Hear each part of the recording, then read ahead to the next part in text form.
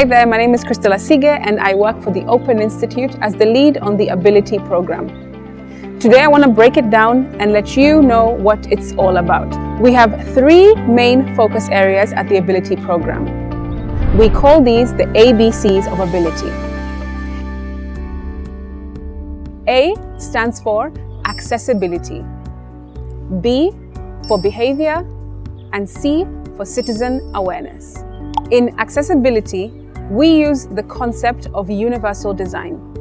Universal design is the design of any product, space, building, technology, or service to be used, accessed, and understood by any kind of person, whatever their size, age, ability, or disability. Since 2018, we have been using the concept of universal design to try and assess and figure out how accessible the buildings and streets are in Nairobi City for every single person, but especially for people with disabilities.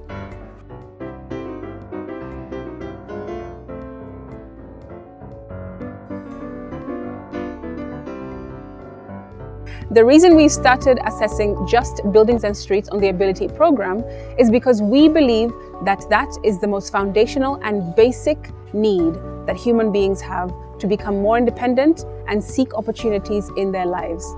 Think about it. If you don't have buildings and streets that are accessible to all people, how would citizens enjoy and participate in any community? That's why on Ability, we're focusing first on infrastructure and the accessibility features that should be, according to the Kenyan Constitution, adhered to throughout every single building and street in the entire country.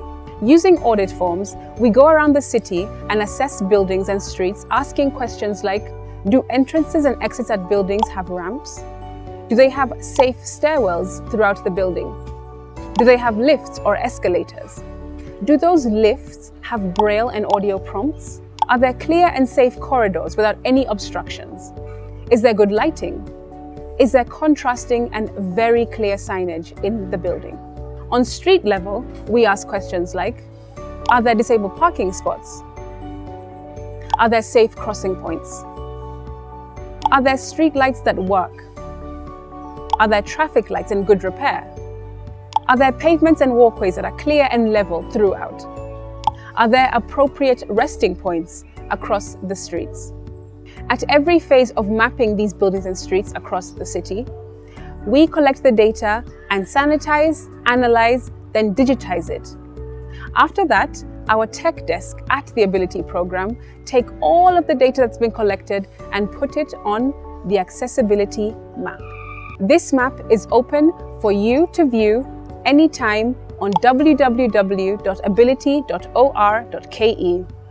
If you have any other questions, ask me later. Next, behavior. In behavior, we have developed a sensitivity training program that we call Speak Up. We believe that every single organization should work towards and commit to diversity, equity, and inclusion in their workspaces. This does not just mean in the physical workspace, but more importantly, with their workforce. How diverse is an organization's workforce? How equitable and inclusive do they feel the organization is when it comes to them? We call these sessions Speak Up because we believe that every single person in a workforce is important and needs to speak up. Every single person ought to be listened to because every single person has something valuable to share. Speak Up sessions run for 12 weeks, whereby they are broken down into 4-week increments. The first 4 weeks focus on myself.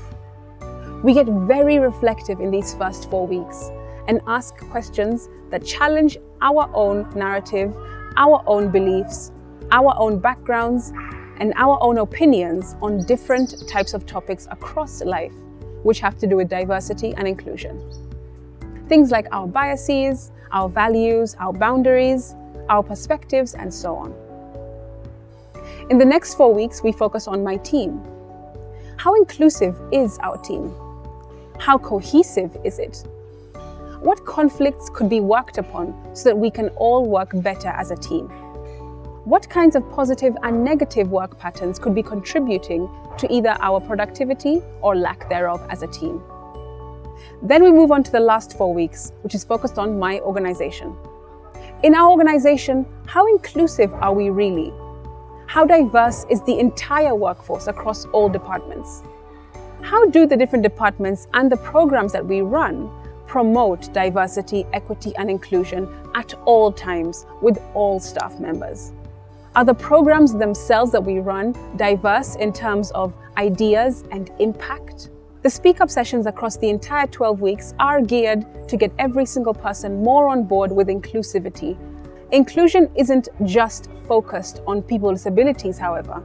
It's focused on all kinds of other areas in life, including race, including background, culture, religion, sexuality, socioeconomic status, and so much more.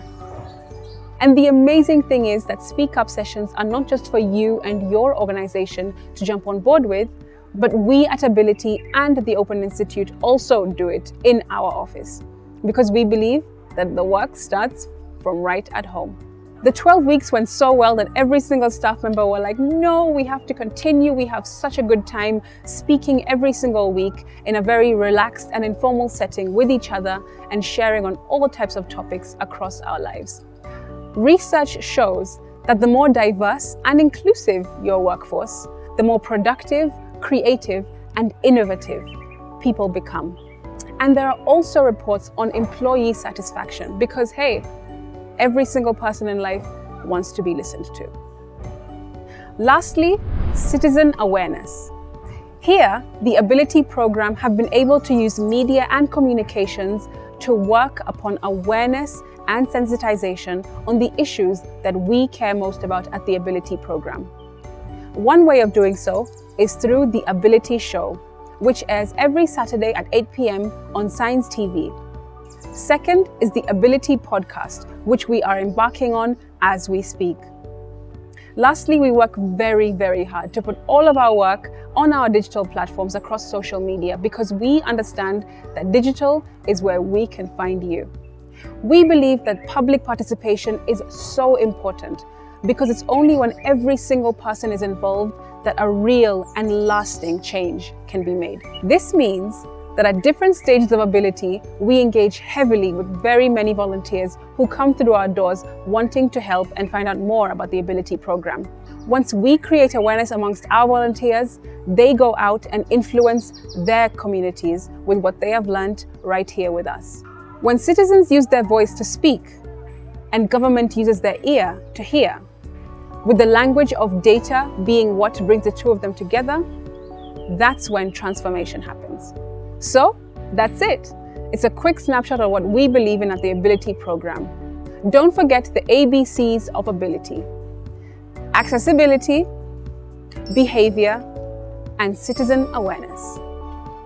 If you have any other questions that you'd like to ask us at the Ability program, please don't hesitate to get in touch on our email address, which is ability@openinstitute.com, or you can find us on our website, www.ability.or.ke, and on our social media platforms, where you can find us through open_institute. My name is Crystal Asige, lead of the Ability program at the Open Institute, and looking forward to your questions.